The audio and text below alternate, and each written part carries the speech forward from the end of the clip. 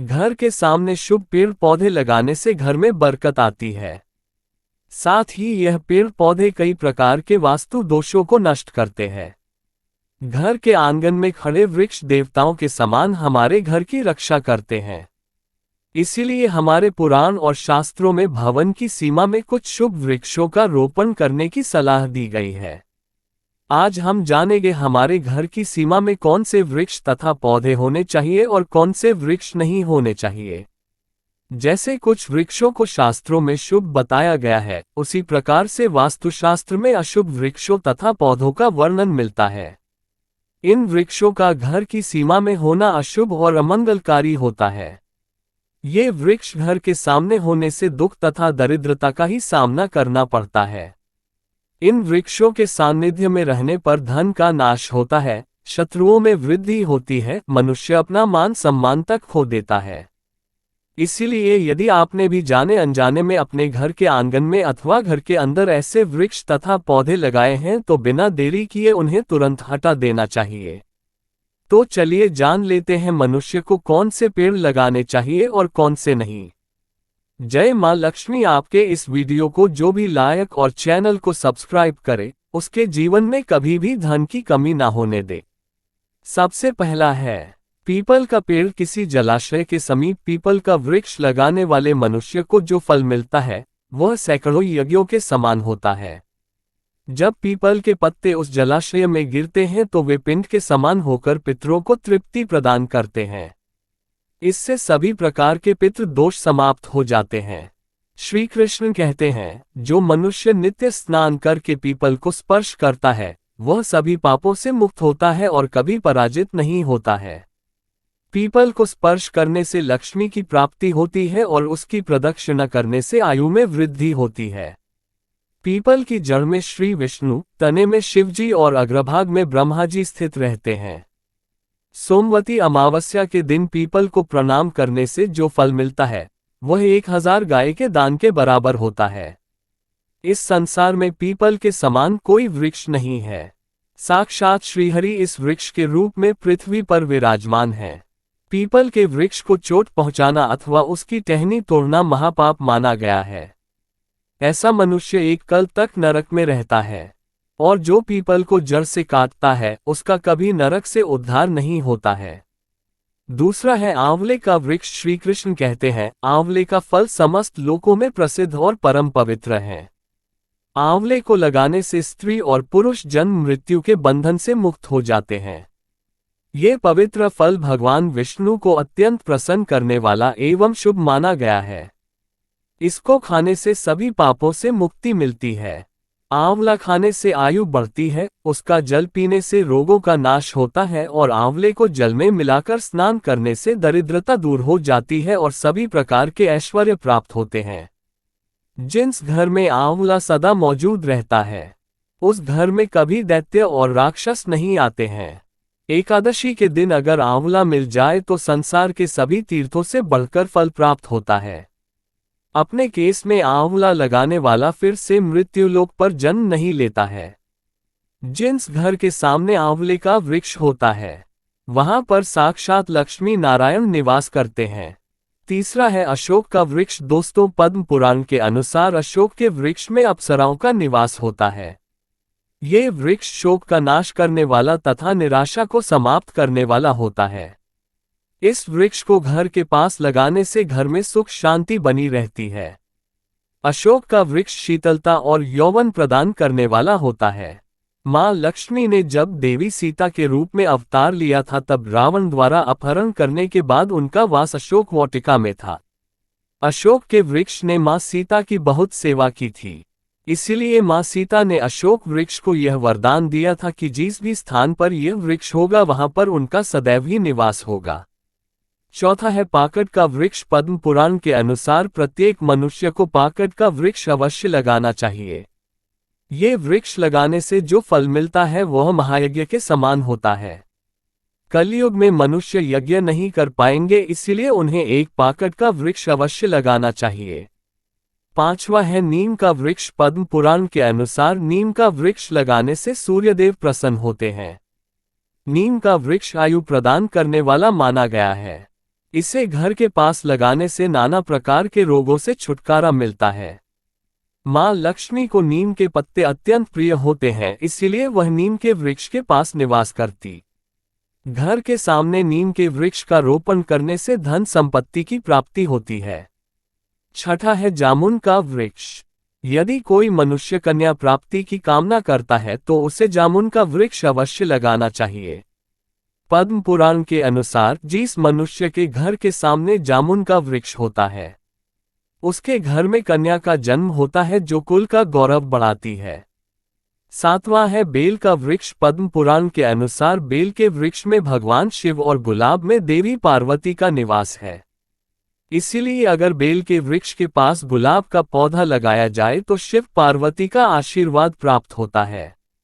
उस घर में कभी दुख दरिद्रता नहीं आती है, उस घर में कभी अकाल मृत्यु नहीं होती है और कोई स्त्री विधवा नहीं बनती है। आठवां है नारियल का पेड़। नारियल का पेड़ लगाने से पुरुष अनेक स्त्री का पति बनता है। नारियल किसी भी धार्मिक अनुष्ठान का आवश्यक अंग होता है। यह अत्यंत शुभ माना जाता है। घर के आंगन में नारियल का पेड़ होने से उस घर में हमेशा शुभता होती है और उस घर के सदस्यों का समाज में बहुत मान सम्मान होता है। सुंदर पत्नी की कामना करने वाले मनुष्य को अनार का वृक्ष लगाना चाहिए। पलाश का पेड़ ब्रह्मतेज प्रदान करता है, इसीलिए इसका रोपण अवश्य करना चाहिए। वंशवृद्धि और संतान प्राप्ति की कामना करने वाले मनुष्य को अनकोल का वृक्ष अवश्य लगाना चाहिए। अगर मनुष्य किसी बीमारी से पीड़ित है तो उसे खैर का वृक्ष लगाना चाहिए। खैर का वृक्ष लगाने से बड़े बड़े रोग नष्ट हो जाते हैं। ये वृक्ष आरोग्य प्रदान करने वाला होता है। कुंद अर्थात मोगरे के पेड़ में गंधर्व निवास करते हैं, इसलिए इस पौधे का रोपण अपने घर के पास करने से कार्यों में सिद्धि और शुभ फलों की प्राप्ति होती है। खासकर कला के क्षेत्र में काम करने वाले लोगों को ये पौधा अवश्य लगाना चाहिए। यदि किसी मनुष्य को चोर और लुटेरों का भय सता रहा है तो उसे अपने घर के पास बेर का वृक्ष जरूर लगाना चाहिए। ये वृक्ष चोर लुटेरों को भयभीत करता है और घर की रक्षा करता है। चंदन और कटहल के वृक्ष पुण्य और लक्ष्मी प्रदान करते हैं। इन वृक्षों का रोपण करने से दुख दरिद्रता समाप्त हो जाती है। केले का पेड़ भी बहुत शुभ होता है और यह घर में सुख, समृद्धि और खुशहाली लाता है। केले के पेड़ में भगवान विष्णु का वास होता है, इसलिए घर में केले का पेड़ होने से घर में धन की कमी नहीं होती है।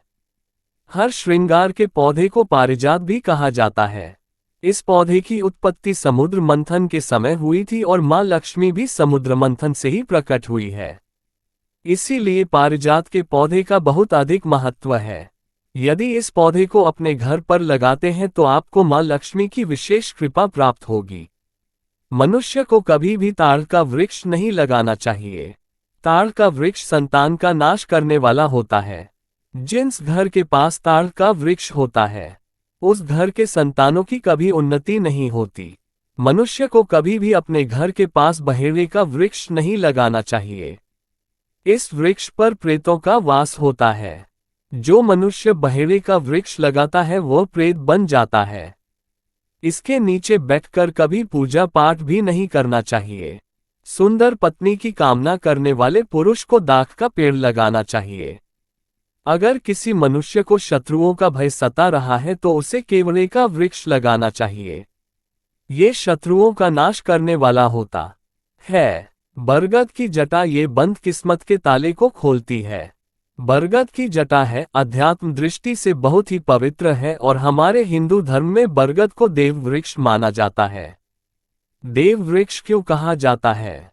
क्योंकि वट सावित्री के दिन आपने जरूर देखा होगा इनकी पूजा होती है। जो बरगद हैं, ये देव वृक्ष कहे गए हैं। इनमें समस्त देवी देवताओं की शक्ति समाहित होती है, बसी हुई होती है, जो बरगद वृक्ष है। इसमें पितृ का भी बांस होता है। बरगद का वृक्ष भगवान शंकर का स्वरूप कहा गया है। तो अगर बंद किस्मत के ताले खोलना चाहते हैं, अपनी अध्यात्म उन्नति करना चाहते हो तो नवरात्रि में 9 दिन पूजा करने के बाद बरगद की जड़ें अवश्य धारण करना। बरगद की जटा धारण करने के बाद आपको 20 से 25 चमत्कारिक फायदे मिलते हैं, जो कि मैं वीडियो में आप लोगों को पिछले वाले वीडियो में बता चुका हूं। वो वीडियो जा करके आप देख सकते हैं। सफेद मदार की जड़। अब सफेद मदार की जड़ क्यों धारण करनी चाहिए? जो मदार है सफेद कलर की, यह भगवान गणेश जी के स्वरूप कहे गए हैं। और मैं हर दिन वीडियो में बोलता हूं और आज भी बता रहा हूं, जो 11.5 वर्ष पुरानी सफेद मदार की जड़ होती है, ये भगवान गणेश की सूंड की आकृति ले लेती है। आपने कई मंदिरों में देखा होगा, मदार के गणेश जी बनाए जाते हैं। मदार के जो गणेश जी हैं, इन्हें बहुत ही ज्यादा फलकारी कहा गया है। ये तत्काल अपना फल प्रदान करते हैं। भगवान गणेश जी को रिद्धि सिद्धि शुभ लाभ के स्वामी कहे गए हैं। तो अगर आप रिद्धि सिद्धि शुभ लाभ धन वैभव प्राप्त करना चाहते हैं तो मदार की जड़ नवरात्रि में ले आना। इसकी 2 से 5 दिन 9 दिन तक पूजा कर देना। इसके बाद 10वीं तिथि को धारण कर सकते हैं, पहन सकते हैं। इसमें आपको बहुत ही ज्यादा लाभ मिलेगा।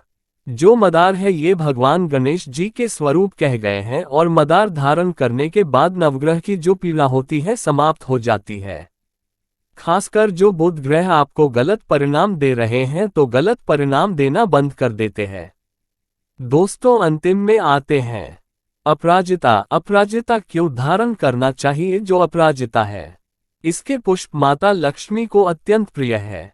अपराजिता के पुष्प माता लक्ष्मी को बहुत ही ज्यादा प्रिय है और अधिकतर लक्ष्मी पूजा में अगर आप माता लक्ष्मी को प्रसन्न करना चाहते हैं, चाहकर भी माता लक्ष्मी आपके द्वार पर नहीं आ रही है, परेशान हो चुके हैं, जिसके कारण आपकी जो दैनिक स्थिति है खराब हो चुकी है, तो अपराजिता नाम का जो पौधा है इनकी जड़ धारण करें। इसे चांदी के ताबीज में धारण करने के बाद फिर लक्ष्मी की कृपा प्राप्त होनी शुरू हो जाती है। बंद किस्मत के ताले खुल जाते हैं। नौकरी चाहिए, नौकरी की प्राप्ति हो जाएगी, यानी कि बंद किस्मत के ताले को खोलने का काम करता है। आपकी अध्यात्म उन्नति करते हैं। मानो या ना मानो, धर्म अपनी जगह है, जड़ी बूटी की शक्तियां अपनी जगह, आप माने या ना माने वो अपनी जगह है। जो लोग मानते हैं, देखिए टोने टोटके की दुनिया में विश्वास होना जरूरी है। जो लोग मानते हैं उनके लिए भगवान है, जो लोग नहीं मानते तो पत्थर समझते हैं, यानी कि भगवान आपके सामने भी खड़े हो तो भी पत्थर तुल्य है। तो आस्था के ऊपर ये सब जीतने भी मैं आप लोगों को तांत्रिक वस्तु बताया हूँ, पेड़ पौधों की जानकारी बताया हूँ। यह आस्था के ऊपर निर्भर करता है। आस्था है तभी ये आपको अच्छे परिणाम देंगे, आस्था नहीं है तो यह आपको कुछ भी परिणाम नहीं देंगे। तो अपना भाग्य परिवर्तन करने के लिए, अपनी किस्मत में परिवर्तन होते हुए देखने के लिए, अपनी अध्यात्म उन्नति करने के लिए ये जड़ अवश्य धारण करें। सदा आपको सुरक्षा ये प्रदान करेगी। ये जड़ मित्र की भांति मदद करती है, आपका हमेशा साथ देती है। तो ये थी छोटी सी जानकारी। दोस्तों, अगर आप माता रानी को अपने घर पर बुलाना चाहते हैं तो कमेंट बॉक्स में लिखें, माता रानी आपका स्वागत है हमारे घर।